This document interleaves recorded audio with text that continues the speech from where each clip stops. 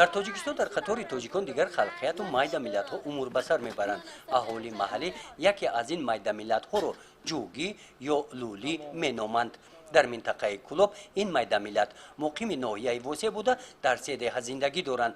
деҳаи Тугарак, маркази ҷамоати деҳоти Тугарак, ана ин гӯшаи деҳа маҳаллаи лулинишин аст.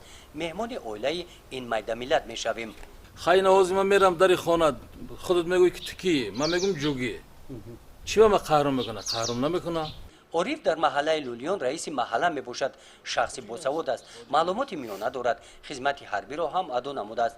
аз рӯи шиноснома миллаташ сиган навишта шудааст.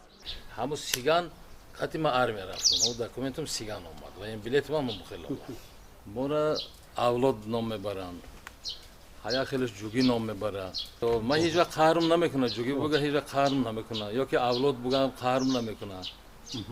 бисёри вақт ҳозиро бана ҷугиам чи кам шидаги авлод. дар бораи ки будани ин майда миллат ба гузаштагонашон аз куҷо ба ин сарзамин омаданд маълумотҳо мавҷуд нестанд.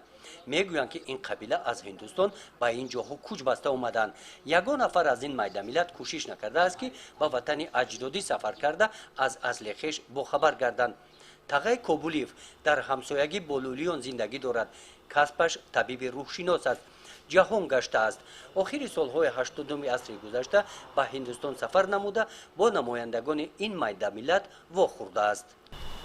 баъд ҳамин хулосат омадам ман ки аслан ин темуриё ҳамин велики маголи меган ин яъне ки ҳамин темуриёи ҳинду бигемшонам мешавад 5 аср дар худи ҳиндустон инҳо подшоҳӣ карданд, императорӣ карданд. 5 аср саршавияшонам аз саркарда якумин одаме ки дар он ҷо император шуд ин акбаршоҳ кӯтаги шахс буд.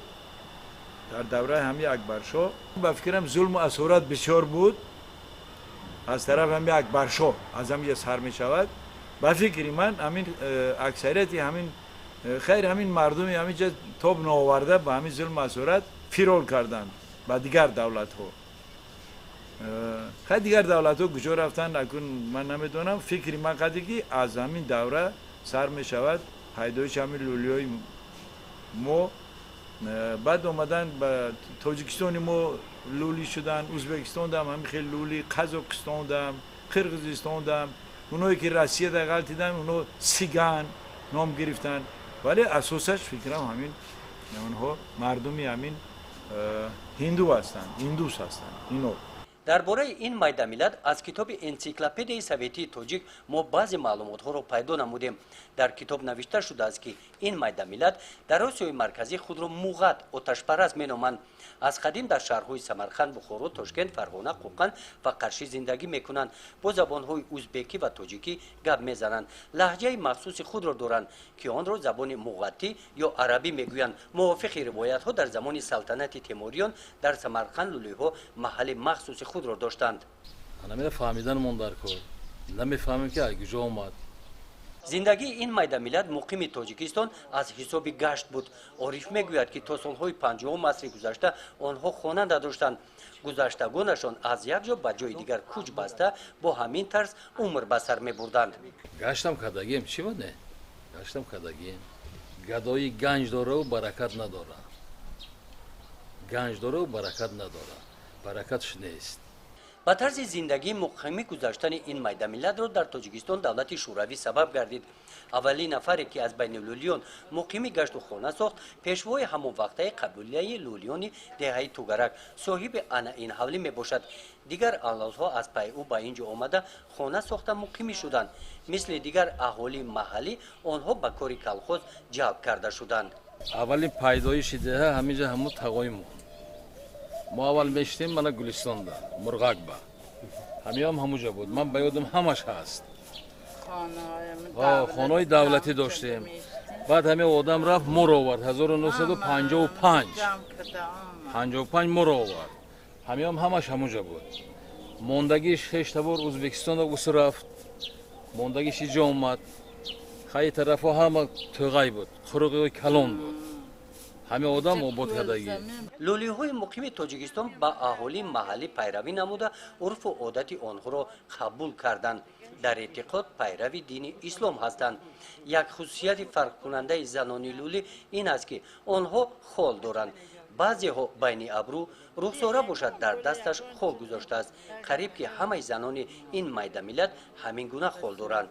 کلانا ماندگه وقتش دم هم آدم پیش ماندگه بعدم گوله کارم دیده بعدم خداشون خال میکماندن رنگم آچهاشون ماماهاشون و زیب شویم گفتن حاضر نیست. демократишавии ҷомеа ба тарзи зиндагии ин майдамиллат таъсир расонид. махсусан ҷавонони ин майдамиллат касабаи асосии гузаштагонашонро ки гашту талбандагӣ буд мегӯянд ки онҳо онро қабул надоранд. ҳамин шахсан ман ҳамин хонаводаро худам наимонам гашт карданӣ. ҳамин мехоҳам ки ҳамин сари баланд қатӣ ҳамин биёвем бихӯрем ака.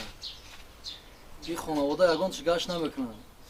шугурнаи ало зиндагӣ 100% ягон камбудӣ нест. дар хонааш ориф ба чорводорӣ машғул аст.